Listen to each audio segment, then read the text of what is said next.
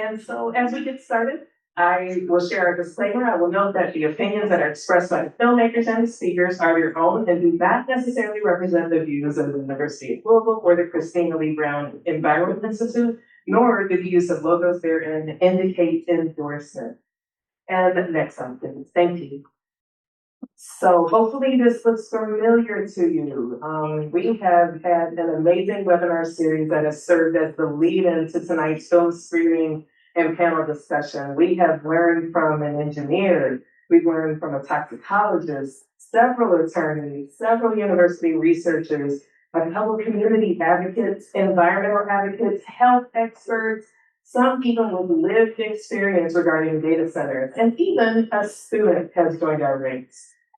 We've got expertise from University of Louisville, Drexel University, University of Pennsylvania, Harvard University, and esteemed national nonprofits. Quite a diversity of speakers have helped us to understand this topic of data centers leading us to tonight. We've learned what data centers are, what they do, the health impacts of data centers, the necessity of help to inform economic analyses of them, the environmental burdens, policy implications, and the energy costs of data centers. Now, to the part where I'm asking you for some support.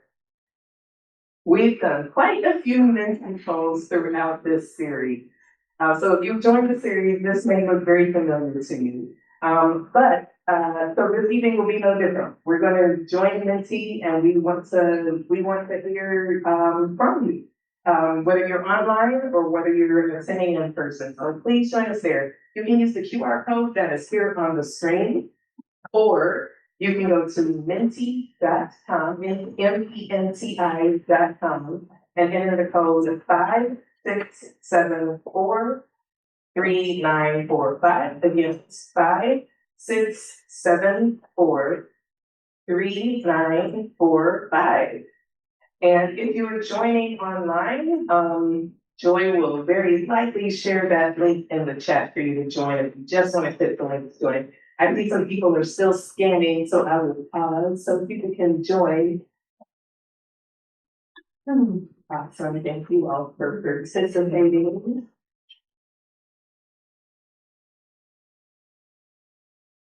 Right. Okay, great. I see one more. Thank you all for joining. Just want to get to know a little bit more about who is in the room.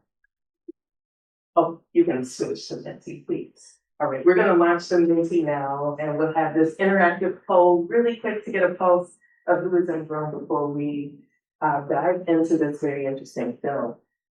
All right, thanks, David. So our first question is up. We've got 23 people that are already in. So we expect that a lot of you are going to say, you're going to show that you're in Kentucky. So you're dropping a pin on this map saying where you're located.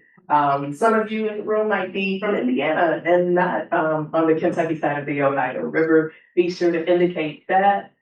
Looks like we've got some other Midwesterners joining us. We've got Missouri has checked in. At least I think that's Missouri. Lots of people from Louisville, which is expected when you have a hybrid event in Louisville. Very good. I know we've got number of people joining online. Let's see, got 20 or 26 or something. The QR code is still on the screen if you want to join. Oh, we got Tennessee participating. Fantastic. More from Louisville, more from Louisville. So if you look at this map as you're telling us where you're from, this map is showing the number of data centers across the U.S. This is from Visual Capitalists. And it's their map of the states with the most data centers in 2025. All right, looks like a good number of you have participated so far. We got four more questions to better understand you all. So thank you for participating. Move on to our next question. How many installments have you watched of the Data Centers 101 series? And if you're a first timer, welcome. Thank you for joining for the first time. Oh, wow, we've got a number of first timers. This is fantastic. We've got one that has joined 7 times, and several that have joined 6 times. Awesome. Very good. All right. Overwhelmingly, we have the most first timers this evening, and this is great. We hope to point you towards the Data Centers 101 series. They've all been recorded and they're on the Christina Lee Brown Envirome Institute's YouTube page, which is at UofL Envirome. And you can watch these at your leisure. And we're recording tonight for those who aren't able to participate, or who this will be so much to digest that you'll want to watch it again. We're recording tonight as well. All right, this is fantastic. We have an overwhelming majority of those that have participated in the survey are first timers. Let's learn a little bit more about you. So you're adding any word, you're not picking from a list. What is one word that comes to mind when you hear the term data centers? So we're really trying to get the pulse of what you're thinking. And you can how you really feel. All right, I'll read what we're saying out loud. Energy, that's coming in a lot. So the larger the word is, the more time people are using that word to describe it. Concerning, yes, energy. Wasteful, huge, environmental costs, danger, greedy, destruction, prolific, water, gross, health harm, it's huge, hubris, wasteful, increased utility costs, noise. Oh, I love the word cloud. I don't know if you all are environmental nerds like me, but I love a nerd cloud, a word cloud. Yeah. Destruction, scary, OMG. I feel like I said that the way they meant that. Yes. Oh, wow. Okay, most of you have responded. You're welcome to continue responding. We're going to go on to our second to last question. All right, so this one you have to narrow your choices down to 3. Which 3 impacts of data centers concern you most? And you're probably saying by impacts, do you mean negative impacts or positive impacts? I think the implication is there, that you can interpret it as you desire. Your option choices are health, power use, air pollution, water use, noise pollution, light pollution, energy costs, biodiversity, heat island, property values, energy source, and vibration. So far, I'm seeing health and water use are tough. Power use and air pollution are not far behind. Noise pollution is getting some votes. Energy costs is getting some. Biodiversity is getting a few. Heat island, one person has indicated heat and light. Energy source and vibration. All right. I think our numbers are slowing down at this point. I would say that the top 3 impacts, as noted by the folks that are here, whether virtually or in person, are health, water use, and air pollution, followed just narrowly by power use. Thank you all so much. Here is your last question for now. What, and you all probably cannot see this in the room, I'll read them out loud. What benefits of data centers stand out to you? So this question is along the other side. Those response options include local tax revenues, AI innovation, jobs, investments in the community, economic development, geopolitical positioning, infrastructure upgrades, AI efficiency, security, and none. The numbers came in very quickly for none. But I'm starting to see some movement across the board. And everywhere except jobs, economic development, and security. And again, I think that's about the number of people that have been voting on things. All right, fantastic. Thank you all so much for participating. It is helpful for us to know and to understand who is in the room. And thank you, David, for leading that. That's perfect. One more slide up, please. So we will now watch the film, The Beginning of the Internet's Energy Crisis by Dispatch. This takes us back about 15 years ago, which gives us a glimpse into how we got here. Now, I want to warn you that some parts of this film are in French, and when that happens, there will be subtitles. to help us along for those that do not speak French. And as you watch, think about where we're going now compared to where we were then, the current technological context with which we are in. And we really hope that you come away with a deeper feel for the demands on our energy system to support our computing needs of now. So after the film, you'll hear from an expert panel that includes two attorneys, a pastor slash environmentalist, and these together will share around health, around policy.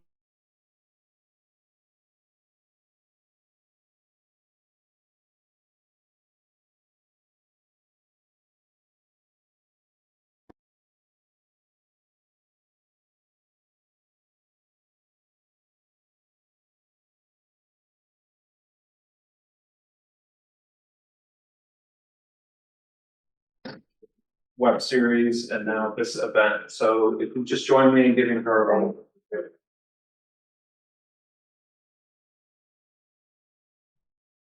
when she first, I mean, her office is 15 feet from mine. When she first said she was going to do this, I'm like, oh, you know, I'm sure that would go okay, right? I mean, when we blew through the first Zoom account, you know, attendees and locked out 100 people, I guess we realized that she was on something. So thank you, Dr. Dejarnet. So again, I'm Ted Smith, a colleague of Dr. Dejarnet's at the University of Louisville. And everything we're talking about is our opinions and not the official view of the University of Louisville. So we understand how important that is to say that out loud.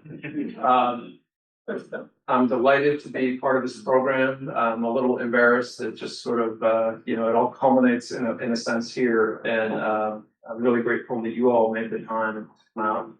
I'm glad the weather got just a little bit cooler, but maybe not enough for everybody. I'm really looking forward to the rest of the program, which is an opportunity for you all to bring your perspectives and your questions and your ideas. And then, of course, to get some thoughts from some folks that we invited up. So I would love for our panelists to come on up. Some are already in the front row, and I get have a foot or two to walk. Owen's a little far. There we go. Yeah. Good, good. Okay. So I have a lot of things going on here. Tablet. I have a bunch of paper. We're going to try to make this work. So first of all, I want to thank you all for indulging somewhat dated film, but I'd like to make a case that well, there's two cases I'd like to make. We spent a lot of time looking for a good film about data centers, good movie about data centers, documentary about data centers, and we have not found one. And so you all might have some good resources that we haven't found. So if you know of some, please let us know. But this was, you know, the only thing that had any kind of length to it. There's plenty of things that are about 7 minutes long that just give you a piece of what I think we all understand is a very, very big and complex situation. So it's 15 years old, and we all understood that. I think what some of us in the room, some of us online know that 15 years ago, you know, with all those big numbers that are thrown around, now we can multiply those numbers by not 10, but by 100, maybe by 1,000 in some cases. So everything that was shocking that they said is a lot more shocking 15 years later. And, you know, so this is something that has really, really become, I think, sort of a runaway train, if you will. Like, this isn't a situation of like, should we have the internet or shouldn't we have the internet? Like, you know, we have people that were born not knowing of a world that didn't have an internet. And so we're having an internet, right? And we're going to be having a lot of other things, apparently. And so maybe some of the point of the conversation or the dialogue is, how are we going to have this stuff? And, you know, I know there's still some people that, you know, think, well, we can not have it. But, you know, let me just say a philosophy to maybe keep this as inclusive as possible conversation is, if we're going to have some of it, how much of it, how are we going to have it and still be healthy and be well? Okay, so thank you for indulging that. And a lot of French, you know, so I did German in high school, so worthless, obviously, for listening to French people. All the men who were running the world, you know, how much has changed, you know, since then. So All right, I'll shut up. I'm getting in trouble. Okay, so what I'd love to do is invite our panelists to briefly introduce themselves. And perhaps, sort of name, affiliation, and your connection to this issue, just to give the whole audience a sense of who we're listening to, and then I will do my best to kind of moderate questions, and then we'll open it up to everybody else, and hopefully we'll all learn something from each other tonight. So here we go.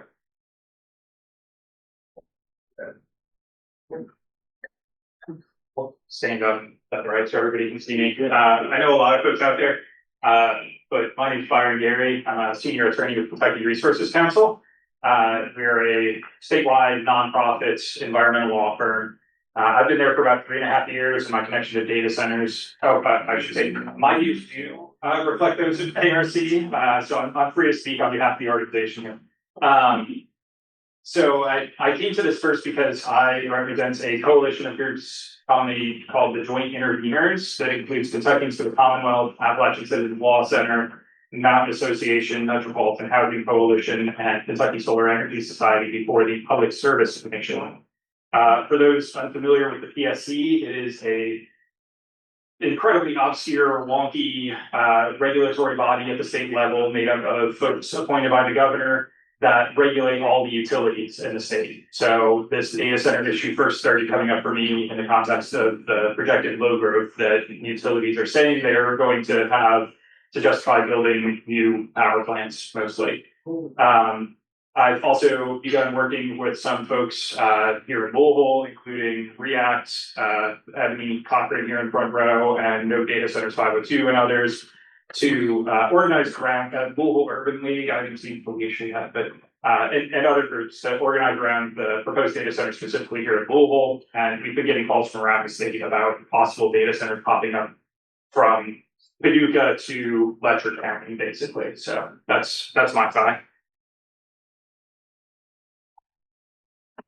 Well, good evening, everyone. My name is Donovan Taylor, and I'm here on behalf of as a resident of Chickasaw West Louisville neighborhood, who's very, very engaged and active in the community and community advocate, working closely with some of our other neighbors like Ms. Ebony Cochran, who's also a Chickasaw resident, who does a lot with our environmental justice in the community, and that's something that weighs heavily on me as a resident in the community. And particularly living in the Chickasaw neighborhood, hearing of the Countdown Road data center that's coming. Hearing that there was very little engagement with the community on that development, and those who, like myself, who try to get engaged were a little disheartened by when we heard information about this telecommunication hotel. You was probably a little confused of exactly what this development was going to be. And so the learning that it was actually going to be a hyperscale data center that has been approved is coming, and the possible impact that is not only on myself who live in the West End, but most of our family live in the Chickasaw and Shively area. Many of them right off of Ralph Avenue, so we're going to be directly impacted by the development. So just really also a writer with the Coast newspaper, really trying to share this information to the community, making sure that our community is best informed about things that are going to be impacting and definitely our quality of life and our environmental health.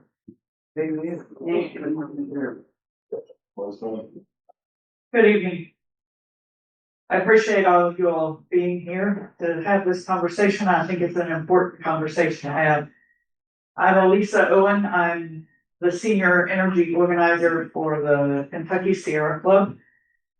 I work for a national campaign of the Sierra Club called the Beyond Coal Campaign, which you may or may not have heard of.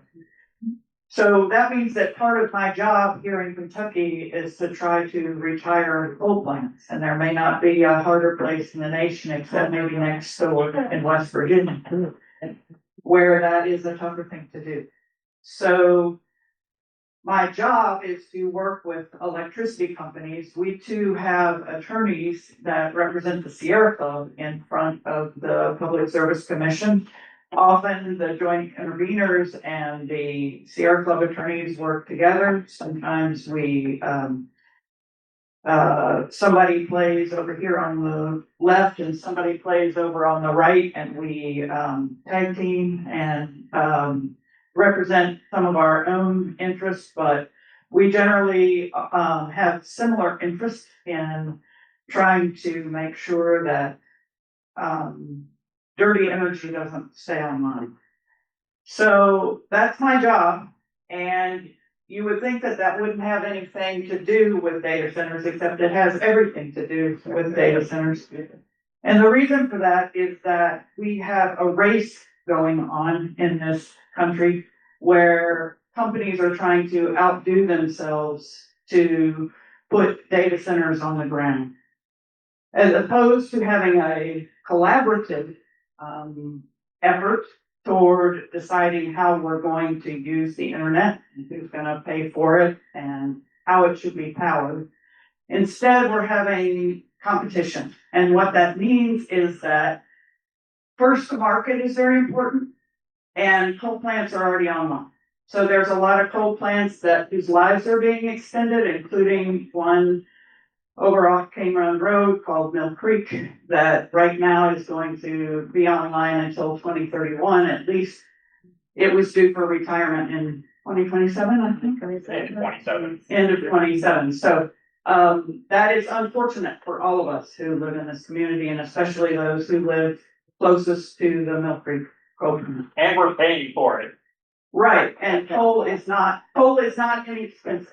So I have been working with data centers. I have been trying to talk to leadership here in the city about the Campground Road power plant. I have worked with Mason County. They have a hyperscale data center that they don't know who it is. The county officials have hidden behind non-disclosure agreements. So they don't know who's coming to town, and they're asked to just trust their elected officials. 2 weekends ago, I was at a race in Mercer County that was for the purpose of celebrating Harrisburg and Shaker Village and all the things that make Mercer County special. And they're having to hire an attorney to try and keep a hyperscale data center from the door of Shakertown.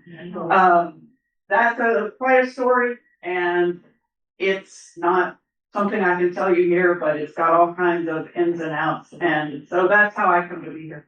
I see this is gonna be a sleepy panel, so that's good. All right, well, let's just jump right in. Maybe just with a little bit of your individual reactions to maybe the stock taking of looking back 15 years and the tremendous sort of framing is this is an energy issue, sort of first and foremost, and oh my gosh, what are we gonna do about all this energy? And raise your hand if you have one of those radiators, those little data center radiators in the house in there. It's sure about 15 years ago. That's not a good question. All right, so you wouldn't mind just maybe 2 or 3 minutes on your reaction? Yeah. I'll do my best to keep it at 2 or 3 minutes. Feel free to cut me off. There's a lot there.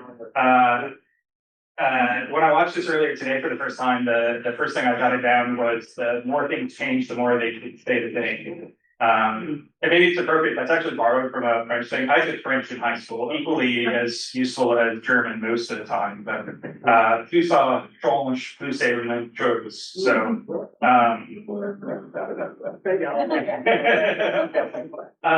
So the one figure that stuck out to me was that this was 2013 when they made this. At the time, they cited the energy costs to email with an attachment as 24 watt hours, roughly equivalent. I think they said to running a vacuum cleaner for an hour. Nowadays, I had to look it up because that sounded excessive to me. Actually, it's about 0.0007 watt hours for that same thing. Everything keeps getting more and more efficient. And right about the time this movie was made, we were like just getting over the hump of the first internet boom, building out a lot of data centers to serve emails, the cloud, etc. And everybody was building new coal plants and gas plants to serve those data centers. In fact, here in Kentucky, the very last coal plant built was in Trimble County. It was constructed in 2011 based on load forecasts from 2004 and 2005, where LG&E said, we're going to see so much more growth. We need to keep building all this new coal. And lo and behold, within 2 years after they built that one, they just hit flat and started decreasing their actual use, and ended up being able to fortunately use that to retire some older coal plants. But, if they just held on, maybe we wouldn't have needed that additional capacity. But that's right, like the load that we're seeing projected today is of an entirely different nature. So the Campground Road one, I did some math. That one is expected to potentially be 525 megawatts. For context, that's about the size of an entire coal unit. The Mill Creek 2 unit that Elisa was referring to is just over 400 megawatts. So it's a little bigger than a single coal unit running at full capacity. And they expect it to run at least 80% capacity year round. 525 megawatts at 80% capacity over the course of a year is about 3.7 terawatt hours. That's a big number. To put it in context, the entirety of LG&E's residential customers in 2023 used 3.9 terawatt hours. So it's about the same as every resident on an LG&E system. So, yeah, the more things change, the more they stay the same. Well, I'm speaking mainly just as a lay person in consulting. And I think one of the concerns as a resident is what is going to be the impact and cost on us. Like we've already had the LG&E rate hike, and we just recently experienced, and we're looking at the possible more energy usage, and so that's more usage means higher rates. And so that's going to be the greatest concern as a resident in the community, and just that hyperscale data centers being so closely located to residential homes, that is concerning. As we heard on the video of hearing the vibration from the generators from there. When you look at individuals who live on Canyon Road or just across the street and a field over away from this hyperscale data center, and what is going to be impacting those residents. You have a school, elementary school located right nearby. So what is that going to impact the educational capacity of our children who attend that particular school and other schools that are nearby that particular facility? So our concern is not just the energy consumption and usage, but also the other impacts that are going to come from that as well. Yeah. So there were a couple of things that amazingly things change quickly, and they stay the same in some ways. And so I'm going to concentrate though in the ways that there might be different. So the first one is that the technology has changed significantly, as has the energy costs. For a very long time, coal was, especially in Kentucky, the cheapest energy going. And especially when it was in Kentucky, we didn't have to take it very far, so it wasn't a whole lot of transportation costs. So in the latter part of the last century and the very beginning of this one, coal was actually really cheap. And so you saw the guy on the film say, oh, we hate to blow the tops off of mountains, but we have to get you cheapest energy, right? Coal is no longer the cheapest energy. Thanks be to God, right? Because that means that we have another kind of argument now, besides the fact that our economics is fundamentally flawed. There's a thing in economics, this is the other thing about the film that just flabbergasted me, is there's a thing in economics called externalities, which is the things that our models don't bother to deal with because that would make it too hard. All right? So my question was, we talked a lot in these webinars about health costs, right? Those health costs are costs that should be borne by the people running the data centers, right? They have more money than God, these companies, right? And so it should be borne by those folks, those externalities. Also, when you hear how many billions of dollars do we spend each year on storms and cleaning up after storms? So what I'd love for these tech companies to start thinking about is, how can we be part of the solution? Every time you have a problem, you have an opportunity. And the Sierra Club has been working to try to hold the tech companies accountable.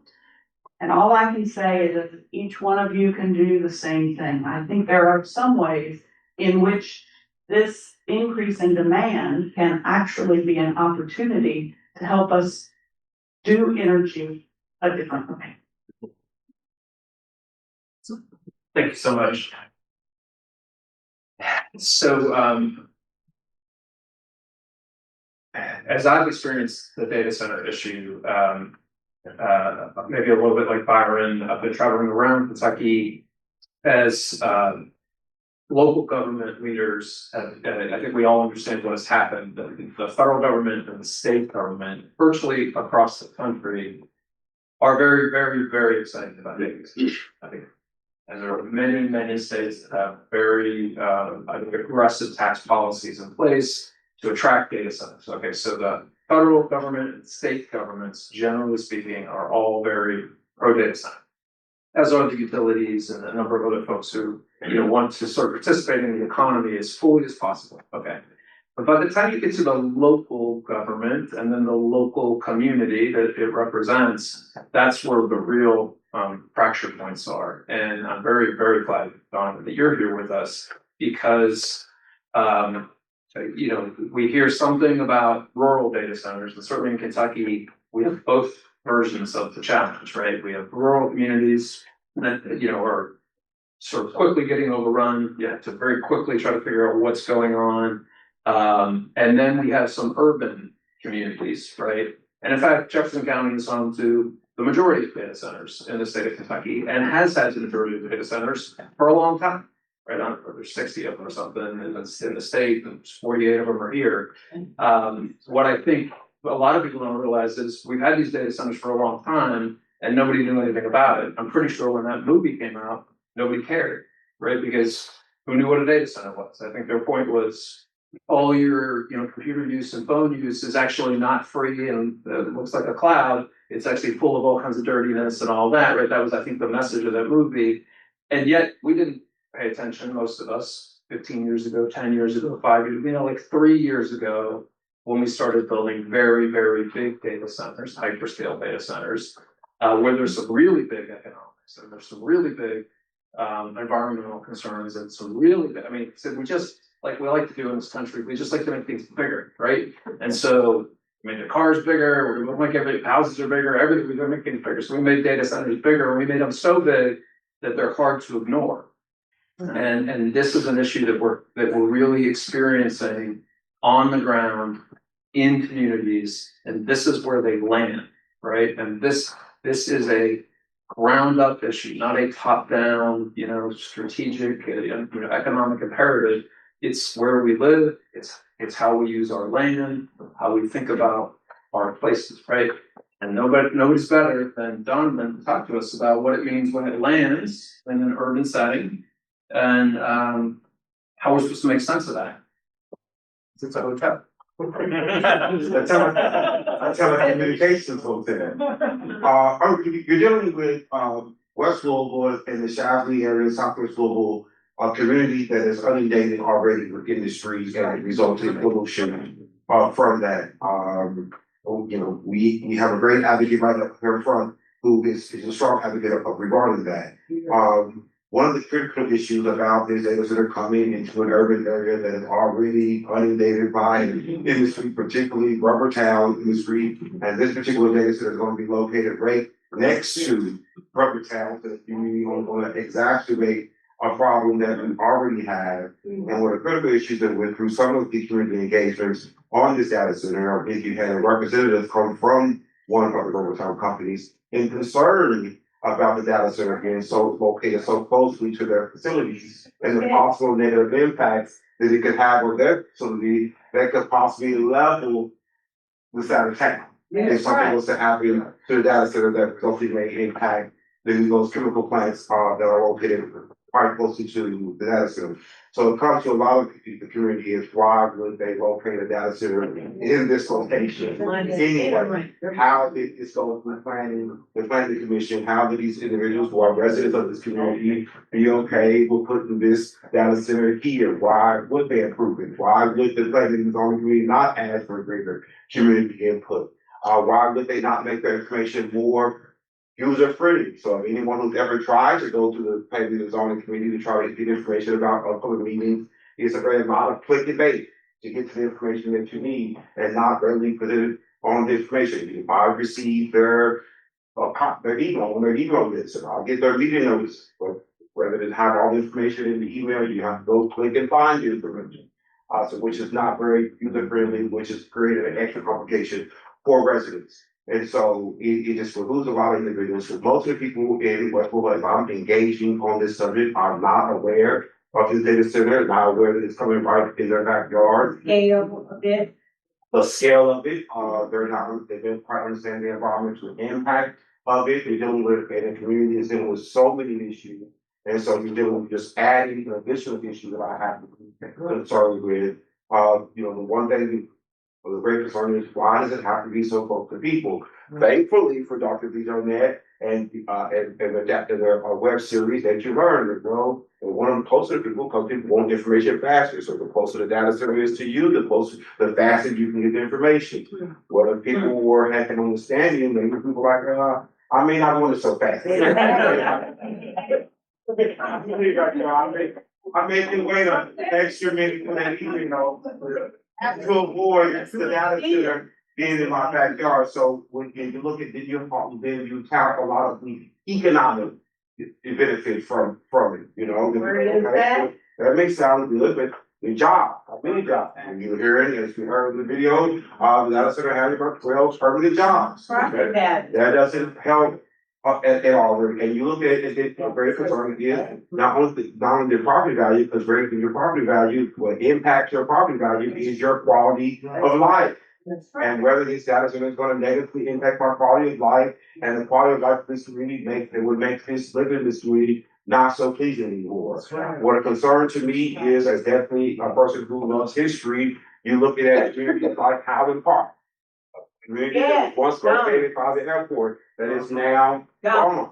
And so are you looking at this data center located right here in this urban core begin to make this community around the data center uninhabitable? So now that once the vibrant community is of no more because of this industry, we decided to locate this particular industry in the community. So it is definitely, it shows a lack of care. And one of the things is when we talk about economic development, of weighing the cost and quality of life of residents and the environmental health over economic development. So we'd rather not have those jobs and rather not have that new data center for the sake of our health and our quality of life. And I think that's the greatest concern about the data center. Thankfully, in engagement with this, I did a survey online. And I would say thankfully that the local public media shared their survey. So we got a lot of responses. Over 250 people responded on the survey.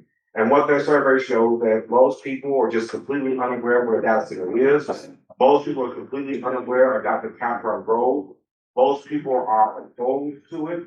And one of the reasons most people are opposed to it, because most people are distrusting of our elected and leadership in this city as it relates to how this particular data center came about. You had a lot of noise and information from our council people in West Louisville, but you heard little information from our council people about this data center. You heard little information from any of our leadership about the data center, and they questioned them, about not only our leadership, our nonprofit organizations are leaders in this community. But oftentimes our nonprofit organizations are beholden to their donors. And so have our nonprofit associations supposed to be champions for us being quiet based on who they're receiving money from. And that's a question that we have to impact. And we're looking at a community that has suffered for a very, very long time from not only just the environmental impacts of the system. We just recently battled over biodigesters that were coming to this community, that was going to negatively impact this community. But there was some input beforehand, and this particular came very, very quietly to the community. That's not been, which we are completely unknown.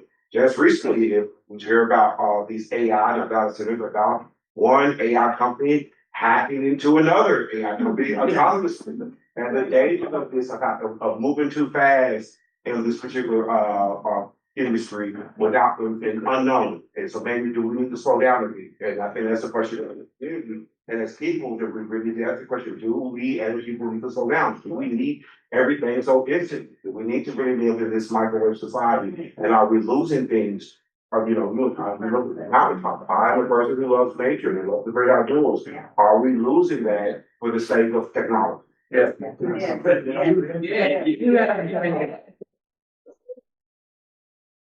You mentioned cross-industry toxicity. Cross-industry toxicity. All right, we're put a pin in that. We're gonna get onto the group. Thanks. So I think we all understand, or most of us understand, that impact on communities is a factor, right? It has to be considered. How we deal with this is important, right? So thank you for that voice. We certainly saw a lot about the environment. We're gonna hear a lot more about the environment. I would like it if we could maybe imagine that we've gotten a little bit smarter over the last 100 years. You know, we could actually just for a moment pick on our industrial corridor. Like, you know, I grew up in Pittsburgh where they put neighborhoods right next to steel mills. They thought it was a great idea. You could walk to work, right? Not a great idea, actually, right? Killed a whole bunch of people slowly.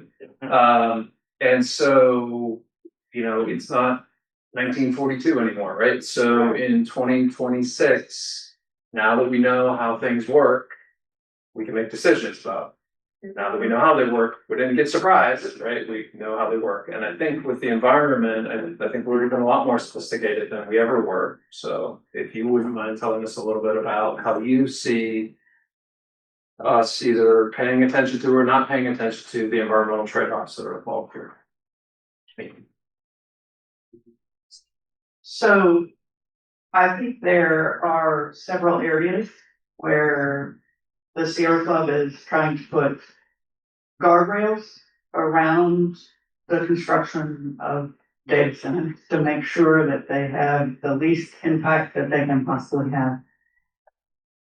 I know that when we did the survey at the beginning, we had different ideas of what the most difficult thing about data centers were.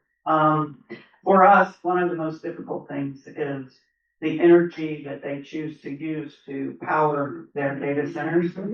And in terms of the communities, right? One of the things we heard that film say is that because people want their data center, their internet immediately, quickly, and 24/7, there's a lot of redundancy, was one of the things that the film said. So what that means, and what we're most concerned about in terms of the most immediate communities around data centers, are the backup path generators, right? Because nobody wants the data center to go down. If the data center would curtail at times, at peak times, right? And say, you know what, I'm sorry, you can't have this app because we have a level 3 capacity problem for our electric sector. And rather than keep people on oxygen, right? Cutting off their oxygen supply because they need energy, we're going to prioritize the homes in the communities, and we're going to let the data center curtail it. That is one of the solutions that the IT companies could talk to us about as they come online. So we also are concerned about the type of energy, because the thermal energy, which are fossil fuels, 40% of the water withdrawals in this country are made to cool power plants, thermal power plants. And so you exponentially increase the footprint of your data center if you're burning fossil fuels to power them. You're also spewing small particulate pollution. If you're running Mill Creek over on Campground Road, even with gas plants, you're still having pollution. And you're definitely using more water, so we're concerned about that. In terms of the backup power that these data centers are using, we really want it to be, we don't want to jump from the frying pan out of the fire, right? And prioritize residences, right? And so what happens in the community that is located near the data center is that you have, 25 diesel generators popping on because we've told the data center they can't use the grid or they can't use, and so instead we've got a lot of pollution from the backup power. So there are those are some of the trade-offs, right? We could have one of the other things, and this is the last thing I'll say, one of the other things that we did not hear about in the movie was we now have the ability to mitigate, at least, if not solve, the problem of intermittency when it comes to renewable energy, clean tech, right? And that is battery power. There is a company called Form Energy, which I've been following for quite some time. They came up with a 72-hour battery, which supposedly was going to be the game changer in battery technology. Now that I think they're up to 96 hours on their battery, and I love to watch them because they don't even have to mine for that. That is an iron oxide battery, so they're rusting, derusting, rusting, derusting their battery, and it lasts for 3.5 days. And so, given that change in technology, what I would say to the communities is, what I did hear is that it is likely that communities can control the backup power that a data center uses. So I would suggest that we do battery backup power if we possibly can. And that might be something that we want to make sure happens over on Campground Road, so we don't have these difficult trade-offs. That's all for now. Thank you. Yeah, no, it's such a really good point.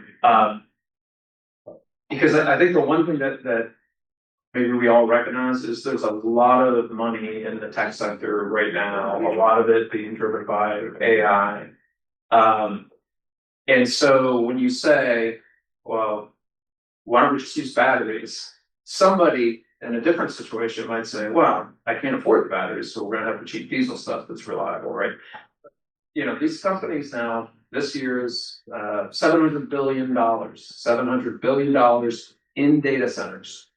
Okay, so if you have $700 billion, I'm thinking if we just get a little creative, you can probably afford the batteries. And so I think, we got to just look at the whole situation here. So if there are things that are just not working and cannot work, it's not a capital problem, right? And I think the last time we saw this, Byron and I happened to be at an Energy and Environment Cabinet annual conference. I don't know what it was, 8 months ago.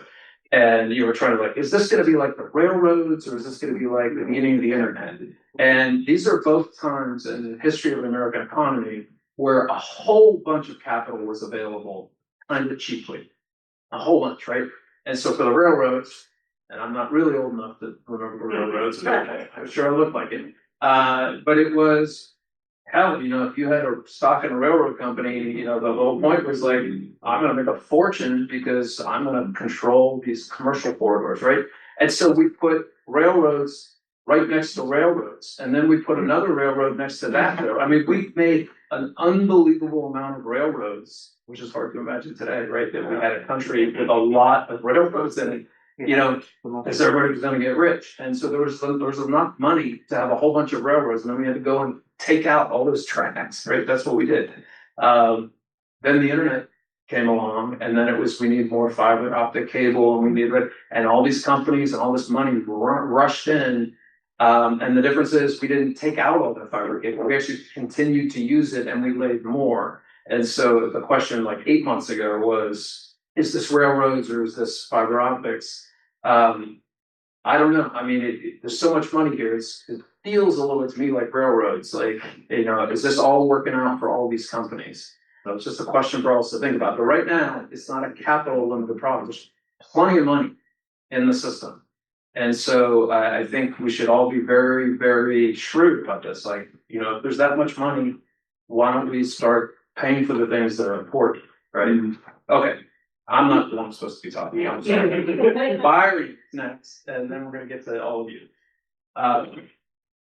Byron, you are doing a lot of the heavy lifting on policy, right? And trying to, I think you've been navigating that space between, say, federal, state, and local policy.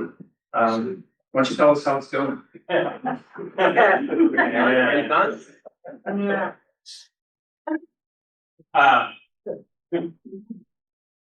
There's a lot at all three of those levels. So I've been thinking through like how to keep this as concise as possible because I'm really curious what you all want to know about too. But I've been working at each of those levels. So I'm gonna maybe focus in on like two things at local, state, and federal where y'all might actually be able to participate too, because people power, right? Like capital has a lot of power, but ultimately if we make that concerted effort, we've got power to save. So at the local level, right now, the process that Donovan was referring to, where this data center got built before or approved before anybody was even aware of it, I found out a week before because Evie shared a public notice with me. Like, I pay attention to this stuff, and I didn't even see that, right?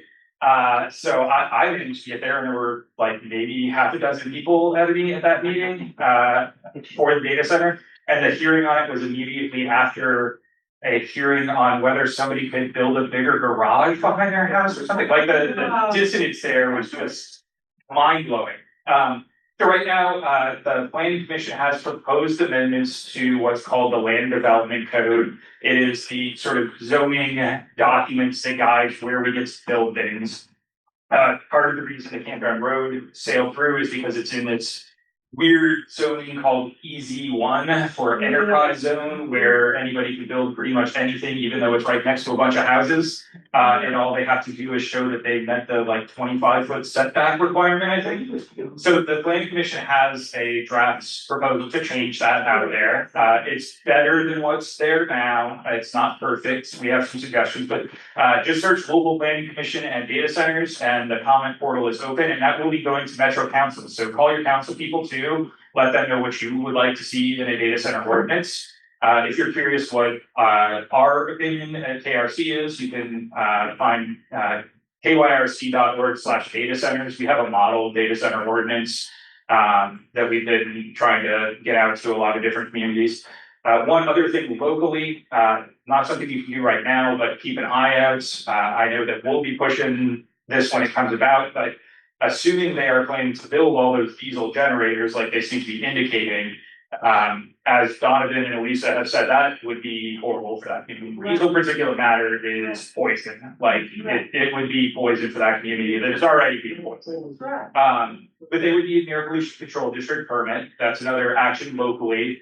When that permit is proposed, there will be a comment period, hopefully. I'll get to that in a minute. So watch out for public notices. Stay in touch with Kentucky Resources Council, Sierra Club, React, whoever your local advocate is. Hopefully everybody will be paying attention when that gets proposed. So you can comment on it, go for a hearing or whatever. To my knowledge, so far they have not even submitted an application for that yet, which is kind of mind-boggling. So that's local. State level. First, as a legislature, this past session, we have right now these stupid tax breaks for data centers.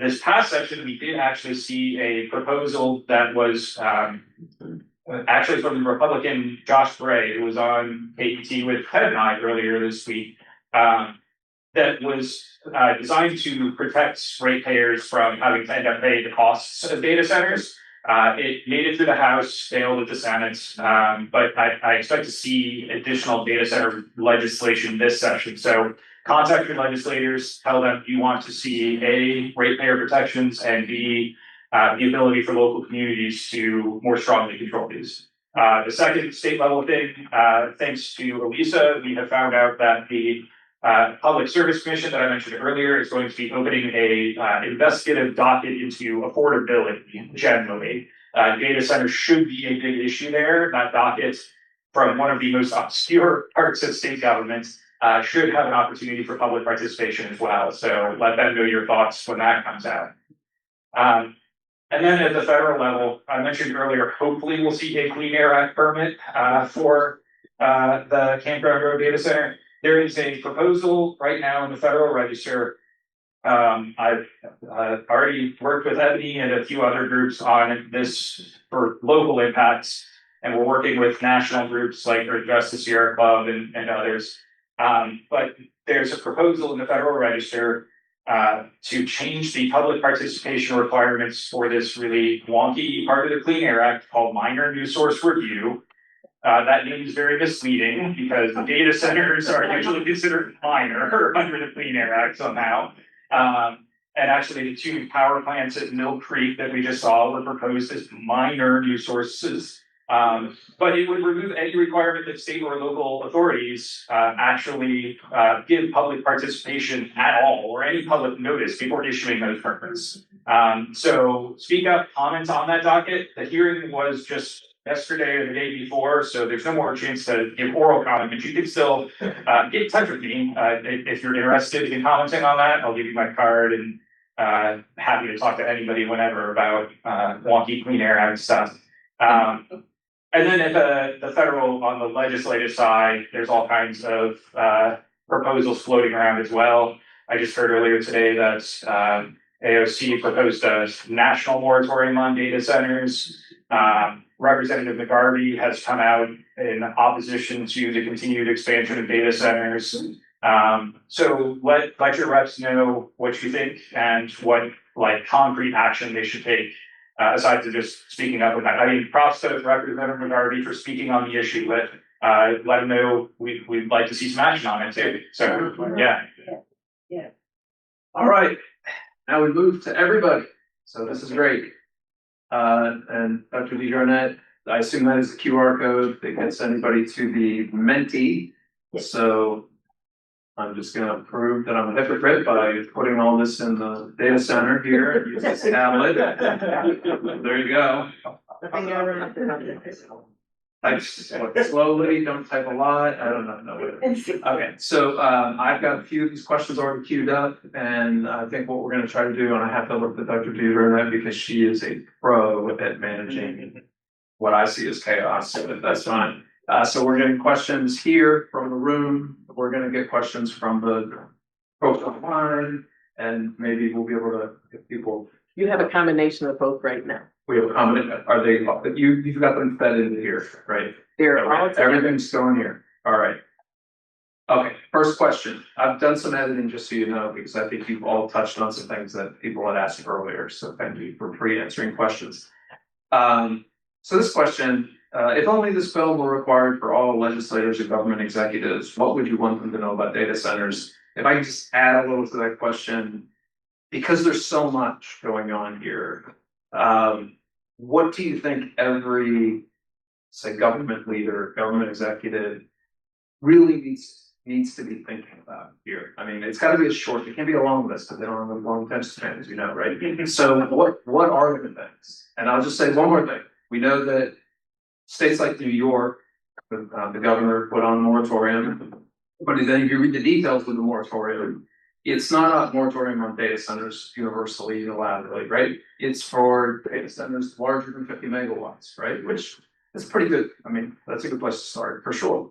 But, you know, this is the problem is, you know, if we just say no data centers or, you know, a moratorium, like what do you think they need to pay attention to? We're gonna have a moratorium. What are they gonna do while we have a moratorium? Like that's the next question, right? Moratorium is one thing, it just says pause, but what do we do?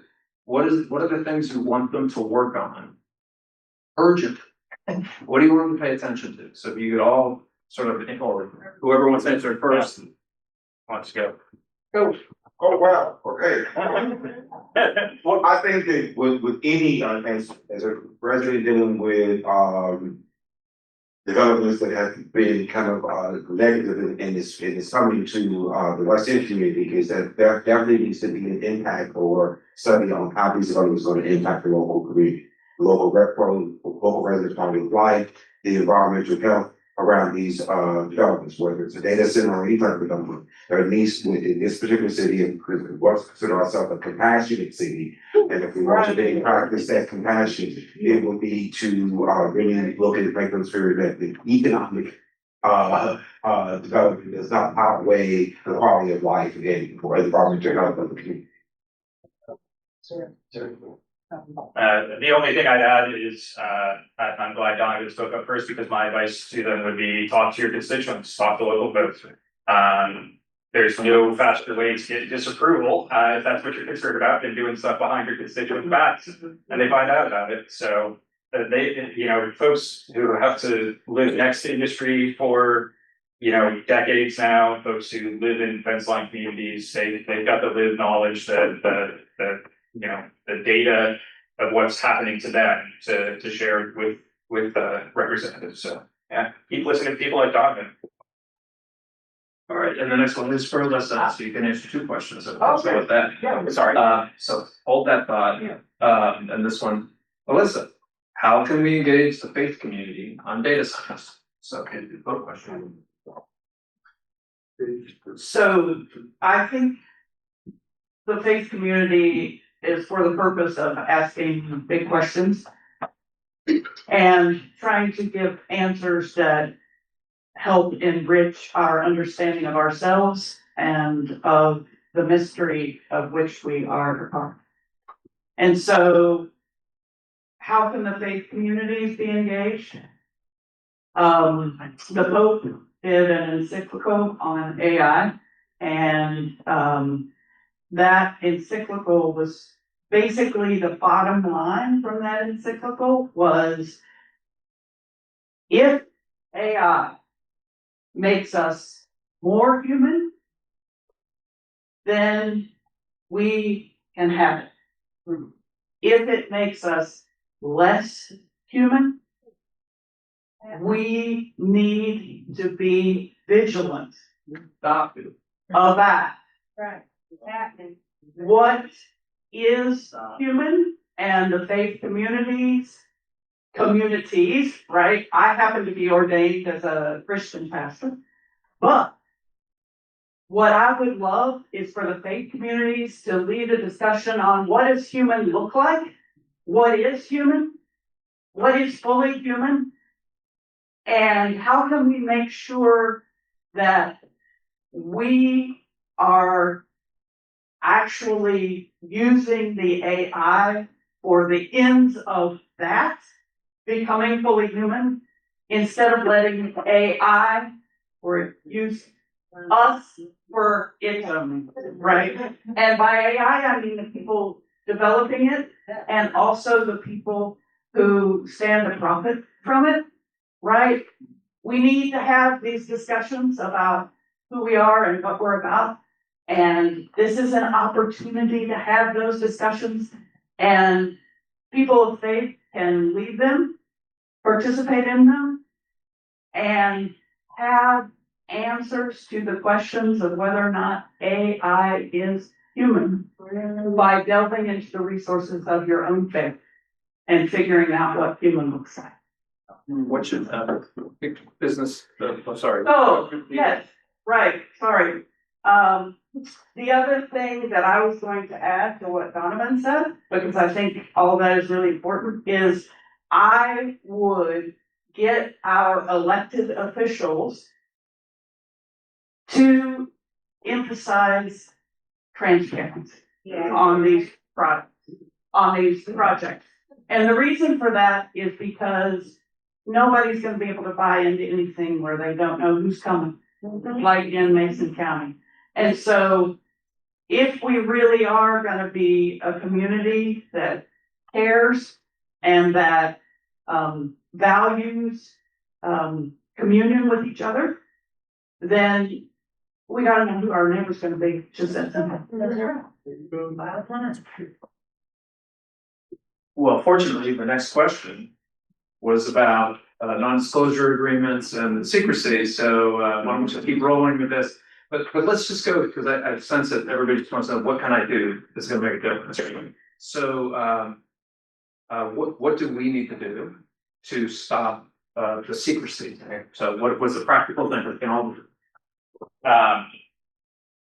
That's a really tough one. So I've dug into the law behind this a little bit. And y'all might think that an NDA signed by a public official is something that should be forbidden. And you're right, but it's not. So there are explicit carve-outs in the Kentucky Open Records Act and the Kentucky Open Meetings Act where there are exemptions for documents or meetings where they are discussing potential economic development or land speculation opportunities. And the idea is to protect competition and whatnot. I'd say that our interest in open and transparent government is more important than that. That was an issue also before the legislature last year. So there is the possibility of the legislature adopting a bill that would end that carve out for economic development. The other is just do your best to be in touch with your local officials, especially like your council people, the mayor, and his team. Let them know you're watching where you can. We've submitted open records requests and not gotten much in return. So yeah, that's a tough one, but anybody else got any good? No, just as a citizen, I don't think that NDAs seem to be just ridiculous to me. Only unless you're trying to protect, prioritize information. But to say that we're not going to share this development activity at all on a public project doesn't make sense. It's public, so it should be shared with the public. And if you want to do something private, then you should have it be tried out private together. And so for public officials out of the NDA say they're not going to share about something that's going to impact the public, it just seems to be ridiculous to me as a citizen in this U.S. democracy. Great comment. All right. So this next question, because the film is dated, so we're well past the email and photo attachments and photo life now. It's gotten a lot more complicated with AI, and, cryptocurrency, and all of these other things that are extremely computationally hungry. So the question is, how can we reduce demand for those things as individuals and communities? Does anybody have any ideas on how that might happen? I have a thought that I don't know if it's an idea, but it is reflection. And that is that when we were going through the pandemic, we started to talk about what work was essential and what that meant and who was essential and whether or not they got paid like they were essential. And I think it's fair to have a conversation about what uses of electricity are essential, what uses of artificial intelligence are essential and needed, and whether or not you need to get AI to suggest some snacks for your kids, or if you could figure that out for yourself. I'm not saying, right? I think that what we have to do to help each other figure out what needs to happen next is we have to talk to each other about these things that are really, really essential. What matters? Who matters? How are we going to set up a society in which everybody has opportunities and nobody is using the tool badly? I'm gonna add just one thing and disclaim this as this may be the one time I'm not speaking for KRC. But what I'd say is there is no ethical consumption under capitalism. It's not our burden to make sure that the AI companies are doing this responsibly. I found it personally a useful tool at times. Ebony and a team of interns and I spent months digging through a permit and comparing the monitoring to the emission standards and creating a spreadsheet. I can do that in about 5 minutes with Claude now. Sorry. Is it Well, when you correct? look at a 700-page engineering document, and it's easier to ask AI to help me break that down, summarize it, and tell me what's wrong with it. I'm not going to turn that down. I think Elisa is absolutely right about what's essential, but I don't think that it comes down to individual decisions. As they said in the movie, it's sort of an infinitesimal. There are ways to fix it to make it better. The other idea that was explained at the very end of the movie there, the idea of what we now call a microgrid, houses with solar and batteries and wind all connected to each other, backing each other up, is something that is now becoming a real possibility. And it could actually be facilitated potentially by modern tech tools, including AI potentially. There are also things called virtual power plants. The basic concept behind this is we have so many things connected to the power grid now and the internet. If when we hit those peak times, instead of building a new gas plant to serve that absolute peak and keep everything running at once, we can start turning down the need, just like they were talking about in that town in France. But those are very real possibilities now. So I think there are solutions, and it just takes, some portion of that 700 billion that Ted was talking about earlier. Okay, so the fun thing about being me is I'm staring at something that said at 7:58, turn the microphone over to Dr. Dujardin. So, what time you have? So, I know we could go, but we probably should talk about this all night. Honestly, it's a very, very, very important topic. I think all of your comments are very valuable. But I think we're going to have to keep the conversation moving in time. I just want to close before I hand it to Natasha. And I did use that little AI thing while we're watching the movie because I was so intrigued by Joseph Kava, who was the data center Google guy, right? Yeah. And it's one of those where are they now moments, right? It's like what happened to him? So he retired from Google, I assume independently wealthy, in June of 2025. And then he joined the board of directors the very same day of Comores. So the irony is not lost on some of us in Louisville who recognize Comores as one of our large presences in West Louisville. So I don't know, just kind of poetry the way all this works, right? So Dr. Dujardin, the microphone is yours.